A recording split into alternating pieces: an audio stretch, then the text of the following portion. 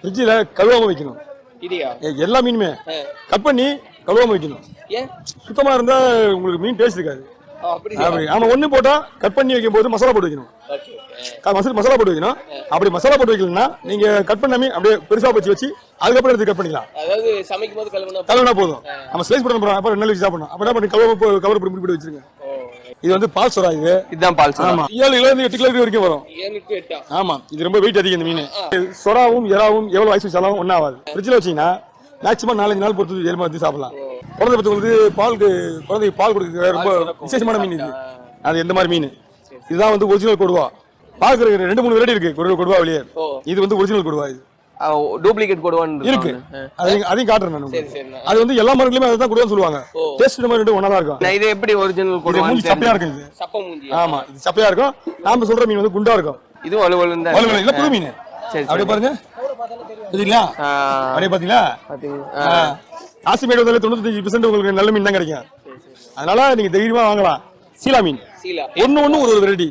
இது நம்ம ஊர்ல சீலா சொல்லுவாங்க, வெளியில உகுலி சொல்லுவாங்க, கன்னியாகுமரி தூத்துக்குடி சைடுல துகுலி சொல்லுவாங்க.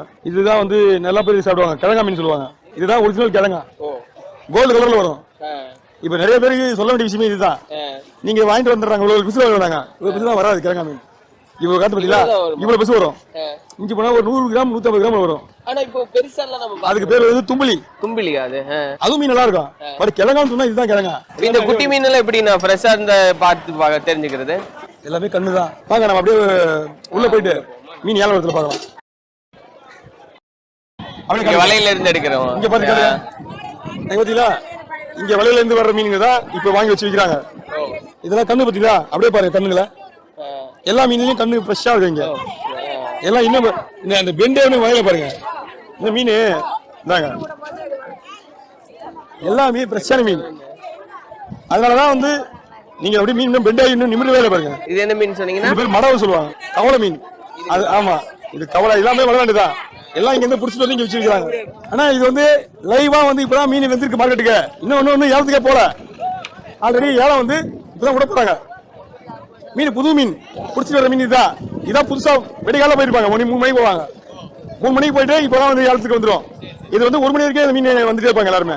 அதுக்குள்ள இந்த மீன் காயிடும். உங்களுக்கு லூஸ்ல வேணும்னா நம்ம வாங்கி வச்சு விற்பாங்க. அதுதான் மீன். இன்னைக்கு ரேட் வந்து மொத்தமா எடுத்தா விலை கம்மியா போகுது. மொத்தமே ஒரு கூட 3000 தான் போயிட்டு இருக்கு.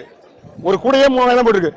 நம்ம ஹோல்சேல்ல வாங்கினா கொஞ்சம் இது நார்மல் ரேட்டா எப்படி? Normal rate. இது வந்து வியாபாரிங்க கைக்கு போனா இன்னும் விலை போகும். அது வந்து அந்த மீன் வந்து கவலை மீன் சொல்லுவாங்க. கவலை மீன் அந்த மீன் வந்து மேக்சிமம் பாத்தீங்கன்னா ஒன்னொன்னா எடுக்க முடியாது. ஒன்னொன்னா எடுக்க முடியாது. அது வந்து இப்படி ஒதுனாதான் கொட்டும்.